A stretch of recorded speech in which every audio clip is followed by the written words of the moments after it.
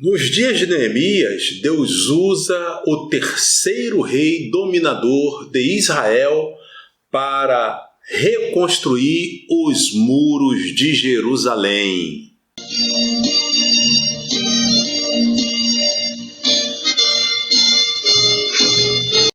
Lição 6.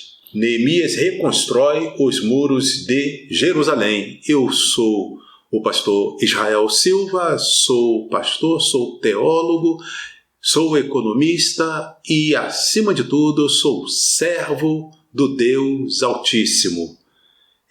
Você aproveite para não esquecer, deixa aí o seu like, se inscreva no canal se você ainda não fez, curta, compartilhe e que nosso Deus te abençoe para que você tenha um bom entendimento dessa lição. Texto áureo. Nunca mais se ouvirá de violência na tua terra, de desolação ou destruição nos teus termos, mas aos teus muros chamarás salvação, e às tuas portas louvor. Isaías capítulo 60, versículo 18. Verdade prática. Somente despertados podemos vencer qualquer obstáculo para realizarmos a obra de Deus. A leitura bíblica em classe está no livro de Neemias, capítulo 1, versículos de 1 a 4, e Neemias, capítulo 2, versículos de 1 a 9, que passo a ler agora. Neemias, capítulo 1, versículo 1 em diante. As palavras de Neemias, filho de Acalias, e sucedeu no mês de Quisleu, no ano 20º, estando eu em Suzã, a fortaleza, que veio Anani, um de meus irmãos, ele e alguns de Judá, e perguntei-lhes pelos judeus que escaparam e que restaram do cativeiro acerca de Jerusalém. E disseram-me: os restantes, que não foram levados para o cativeiro, lá na província estão em grande miséria e desprezo, e o muro de Jerusalém fendido, e as suas portas queimadas a fogo. E sucedeu que, ouvindo eu essas palavras, assentei-me e chorei, e lamentei por alguns dias, e estive jejuando e orando perante o Deus dos céus. Neemias capítulo 2, versículos de 1 a 9. Sucedeu, pois, no mês de Nissan, no ano 20º do rei Artaxerxes, que estava posto vinho diante dele, e eu tomei o vinho e o dei ao rei. Porém, nunca antes estivera triste diante dele. E o rei me disse: por que está triste o teu rosto? Pois não estás doente? Não é isso senão tristeza de coração. Então temi muito, em grande maneira. E disse ao rei: viva o rei para sempre. Como não estaria triste o meu rosto, estando a cidade, o lugar dos sepulcros de meus pais, assolada, e tendo sido consumidas as suas portas a fogo? E o rei me disse: que me pedes agora? Então orei ao Deus dos céus e disse ao rei: se é do agrado do rei, e se o teu servo é aceito em tua presença, peço-te que me envies ajudar a cidade dos sepulcros de meus pais, para que eu a edifique. Então o rei me disse, estando a rainha assentada junto a ele: quanto durará a tua viagem e quando voltarás? E aprouve ao rei enviar-me, apontando-lhe eu um certo tempo. Disse mais ao rei: se ao rei parece bem, deem-se-me cartas para os governadores da além do rio, para que me deem passagem até que chegue a ajudar. Como também uma carta para Asaf, guarda do jardim do rei, para que me dê madeira para cobrir as portas do paço da casa, e para o muro da cidade, e para a casa em que eu houver de entrar. E o rei mas deu, segundo a boa mão de Deus sobre mim. Então vinham os governadores da além do rio e dei-lhes as cartas do rei. E o rei tinha enviado comigo chefes do exército e cavalheiros. Os hinos sugeridos são os hinos de número 77, 434 e 440, mas eles são os mesmos da lição passada. Então, se você costuma seguir essa sugestão, para você que é superintendente de escola dominical, não querendo repetir os hinos da semana passada, eu pude notar que existem os hinos 115 e 409 que estão dentro desse tema também. São hinos bastante conhecidos, e aí, se você achar por bem, está aí como sugestão, caso você não queira repetir os hinos da semana passada. O objetivo geral dessa lição é mostrar que Deus foi quem despertou em Neemias o desejo de restaurar os muros de Jerusalém. Nesta lição estudaremos como os muros de Jerusalém foram levantados e como Deus levantou o homem certo para executar esta obra. A obra era de Deus, o qual, como dono da obra, providenciou tudo o que era necessário para a sua realização, desde a autorização do rei para o envio de Neemias até os recursos para custear a construção.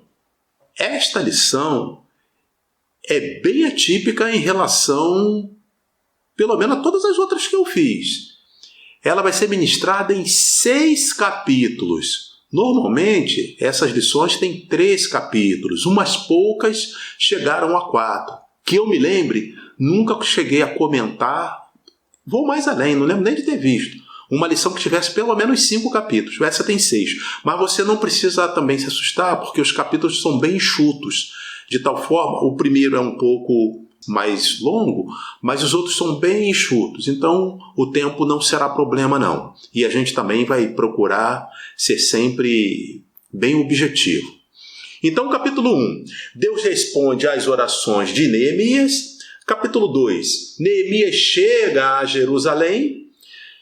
Capítulo 3. Neemias inicia o levantamento dos muros. 4.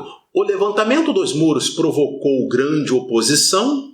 5. O muro foi solenemente inaugurado. E 6. Os muros trazem ensino simbólico importante. Então, sem mais delonga, capítulo 1, Deus responde às orações de Neemias. Deus enviou o emissário para informar Neemias acerca da situação reinante em Jerusalém. Esta pessoa foi Anani, irmão de Neemias.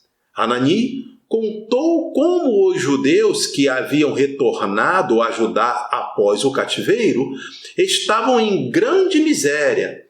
Muros fendidos e portas queimadas a fogo eram símbolo de miséria e de desprezo e faziam dos moradores da cidade vítimas fáceis de assaltantes. Importante notar que Deus usa pessoas naturalmente para nos dizer coisas importantes. Os homens enviados pelo centurião Cornélio aparentemente eram homens obedecendo uma ordem de seu superior humano. Mas eles foram levar uma mensagem muito importante, que naquele momento fazia grande diferença na história da igreja, especialmente diante das pessoas não judias. Isso está registrado com bastante detalhe no capítulo 10 do livro de Atos dos Apóstolos. Deus despertou em Neemias uma profunda angústia pela situação de seu povo, que morava em Judá. Neemias começou a jejuar e a orar. A oração inicial de Neemias está registrada em Neemias, capítulo 1, versículos de 5 a 11. Iniciou seu período de oração no mês de Quisleu, que é dezembro. E Deus, que ouve as orações, fez a resposta chegar no mês de Nissan, que é março. Como resposta às orações de Neemias, Deus despertou o rei para assumir a responsabilidade do empreendimento. Neemias era copeiro do rei. Certo dia ele apresentou-se diante do rei com um semblante triste. Interrogado acerca do motivo de sua tristeza, Neemias relatou a situação da cidade de Jerusalém e de seu povo que ali vivia. Por inspiração de Deus, o rei perguntou a Neemias: "Que me pedes agora?" Neemias orou ao Deus do céu para que pudesse responder ao rei dentro da direção de Deus. Em um momento, Neemias teve sua chamada para ir a Jerusalém confirmada e respondeu ao rei: "Peço-te que me envies a Judá, a cidade dos sepulcros de meus pais, para que eu a edifique." Deus despertou o rei a atender o pedido de Neemias. Neemias recebeu carta do rei dirigida aos governadores da região e ainda uma carta com ordem para que o necessário para a construção fosse dado a Neemias. Tudo segundo a boa mão de Deus sobre Neemias. Deus é verdadeiramente o Deus daquilo que é impossível aos homens. Deus pode usar autoridades políticas, administrativas, para abençoar o seu povo. Nesse episódio que estamos comentando, por 3 vezes ao longo ali de alguns poucos anos, pelo menos dentro da história de Israel, Deus usa 3 reis em situações diferentes. Usou primeiro o rei Ciro, depois Deus usou o rei Dario e agora Deus está usando o rei Artaxerxes. Então observa, nas 3 ocasiões, esses reis eram dominadores de Israel. E ainda assim foram usados por Deus para abençoar a construção do templo, a construção da obra, da casa de Deus, por meio de Neemias, um dos servos de Deus. A síntese do capítulo 1 é: temos um Deus que ouve e responde às nossas orações. Capítulo 2. Neemias chega a Jerusalém. Neemias faz levantamento da real situação dos muros. Saiu à noite na companhia de poucos homens, sem dizer a ninguém qual era seu objetivo em Jerusalém. Às vezes, é necessário guardar certos detalhes daquilo que Deus fala conosco. E foi exatamente isso que fez Neemias aqui nesse caso. Tendo se inteirado da verdadeira situação dos muros de Jerusalém, Neemias convocou os judeus, os nobres, os magistrados e todos os que faziam a obra a juntos reedificarem os muros, para que não mais estivessem em opróbrio, declarando-lhes como a mão de Deus lhe fora favorável, como também as palavras do rei. Então disseram todos: levantemo-nos e edifiquemos, e esforçaram as suas mãos para o bem. A síntese do tópico 2 é: com a bênção de Deus e a permissão do rei, Neemias chegou até a cidade de Jerusalém. Capítulo 3. Neemias inicia o levantamento dos muros. O plano de Neemias foi dividir a tarefa de construção em partes, tendo cada parte uma porta. Simultaneamente, lado a lado, haveria pessoas encarregadas de levantar o muro ao longo de toda a sua extensão, muitas delas edificando o pedaço do muro que ficava em frente à sua própria casa. Havia também grupos encarregados de levar entulho, trazer material, etc. O coração do povo se inclinou a trabalhar. E logo já era possível notar que os muros cresciam e as roturas começavam a ser tapadas. Importante notar, Deus escolheu Neemias, um homem organizado, assim como José no Egito, bem como Moisés, o maior líder do Antigo Testamento. Atenção, eu disse José no Egito. É errado dizer José do Egito, porque José não nasceu no Egito e, mais do que isso, mesmo ele tendo sido governador do Egito e tendo morrido lá, ele deixou um recado que foi cumprido anos depois, que era de que o dia que o povo de Israel saísse do Egito, que levasse os seus ossos. E assim foi feito nos dias de Moisés. Então o correto é dizer que Deus abençoou a José no Egito e não José do Egito. Do Egito está errado nesse caso. A tática de Neemias de engajar todos os judeus na obra da edificação do muro é um exemplo muito importante a ser seguido pelas igrejas em seu trabalho de evangelização. Neemias tinha um plano que aproveitava todos os que quisessem trabalhar, designando a cada um a sua função. Assim também, o pastor da igreja deve, na direção do Espírito Santo, orientar os crentes a entregarem-se a Deus para realizarem a obra do Senhor. Trabalhar para o Senhor enche o coração dos crentes de grande alegria. Apesar da boa organização, a união necessária para a realização daquela grande obra estava ameaçada. Surgiu um problema entre os pobres e os ricos. Neemias tomou conhecimento do problema e sabiamente o resolveu, e a obra prosseguiu. Este tópico será lembrado, ministrado na lição 8, portanto, 2 lições mais adiante. A síntese do tópico 3 é que Neemias, cheio de fé e coragem, inicia o levantamento dos muros. Capítulo 4. O levantamento dos muros provocou grande oposição.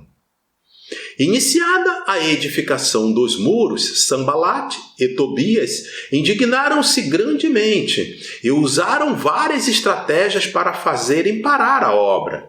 Todavia, Neemias e seus liderados, ajudados pelo Senhor, conseguiram vencer todos os obstáculos que se levantaram e trabalharam sem cessar até a conclusão do muro.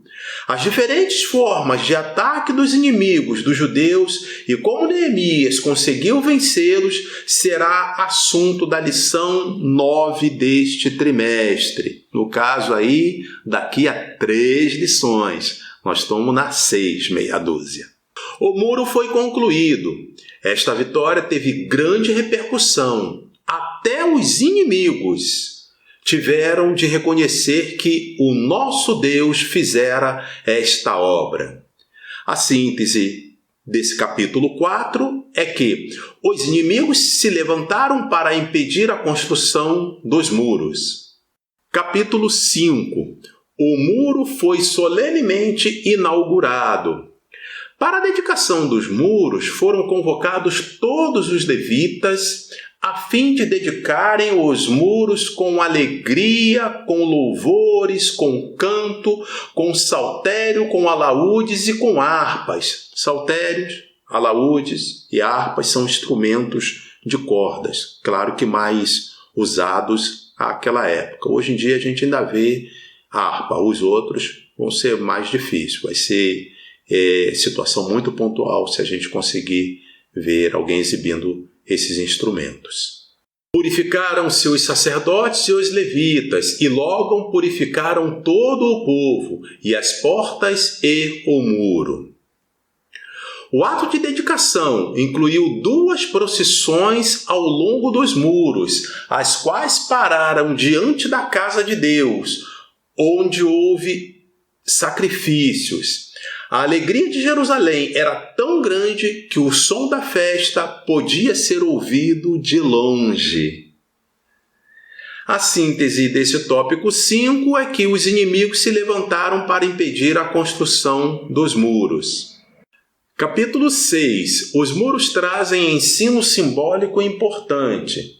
A Bíblia fala da salvação como um muro, como está escrito: Aos teus muros chamarás salvação e às tuas portas louvor. E ainda, uma forte cidade temos, a quem Deus pôs a salvação por muro e antemuros.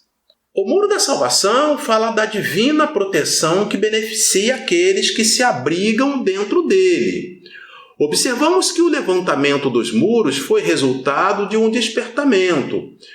O crente despertado sente uma imperiosa necessidade de conservar-se dentro dos muros de salvação, onde ele é protegido pela excelente grandeza do poder de Deus. E pode dizer como Paulo: eu sei em quem tenho crido, e estou certo que é poderoso para guardar o meu depósito até aquele dia. O muro da salvação é uma permanente linha divisória entre o reino de Deus e o reino deste mundo.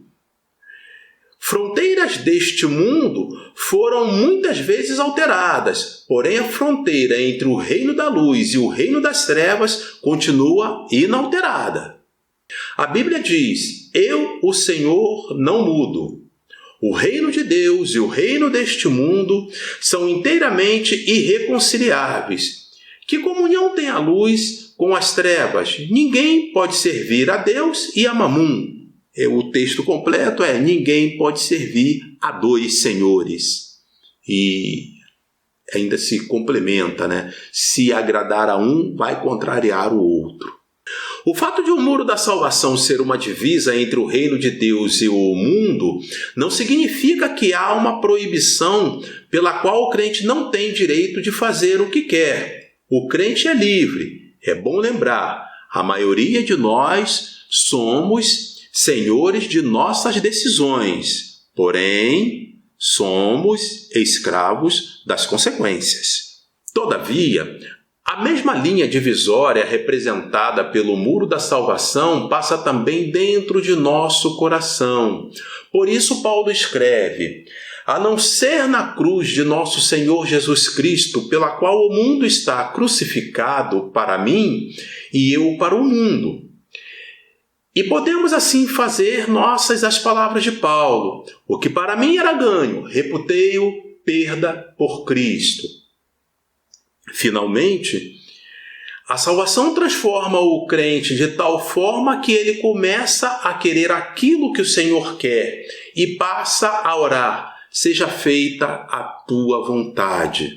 O segredo de uma vida cheia do Espírito Santo é: quem crer em mim, como diz as Escrituras, rios de água viva correrão do seu ventre. Concluindo, está escrito que Jesus Cristo é o mesmo ontem, hoje e eternamente.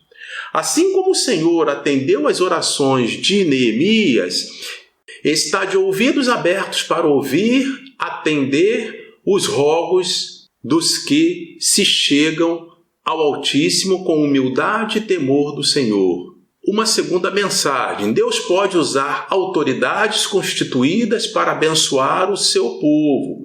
O Senhor usou o rei Ciro, o rei Dário e o rei Artaxerxes, em tempos diferentes, a favor da reconstrução do templo e dos muros de Jerusalém. Neemias liderou com sucesso a reconstrução dos muros de Jerusalém, com oração, trabalho, organização, humildade e temor do Senhor. Uma quarta mensagem: para alcançar seu objetivo, Neemias enfrentou forte oposição do grupo de Sambalate, porém perseverou confiando no Deus Todo-Poderoso. Para comemorar o final da obra, Neemias conduziu o povo a louvar a Deus em ação de graças com cantores, instrumentistas e músicas e sacrifícios de exaltação ao Senhor. E por último, os muros de Jerusalém, restaurados nos dias de Neemias, formam uma figura para o muro da salvação em nosso Senhor e Salvador Jesus Cristo. Os muros fortaleciam e protegiam a cidade contra invasores, assim como a alegria do Senhor é nossa força para vencermos o diabo que está pronto a matar, roubar e destruir. Porém, maior é Deus, que faz como quer e quando quer, usando desde pessoas humildes como Neemias, o copeiro do rei, até os próprios reis que dominaram Israel naqueles dias. Eu estava meditando nesse texto aqui, final dessa conclusão, essa passagem bíblica, o diabo veio para matar, roubar e destruir, e me lembrando que a crise do coronavírus mata pessoas. Em alguns lugares do mundo, há governantes que roubam o dinheiro que seria da saúde e, além disso, destrói as economias. Ou seja, a crise do Covid consegue matar, roubar e destruir. Onde será que ela foi plantada, que ela foi concebida? Coloque aí nos comentários o que você pensa disso. Deus abençoe você e sua casa. Em nome de Jesus. Amém. Curta, compartilhe, dê o like, se inscreva no canal e até a próxima lição. Em nome de Jesus.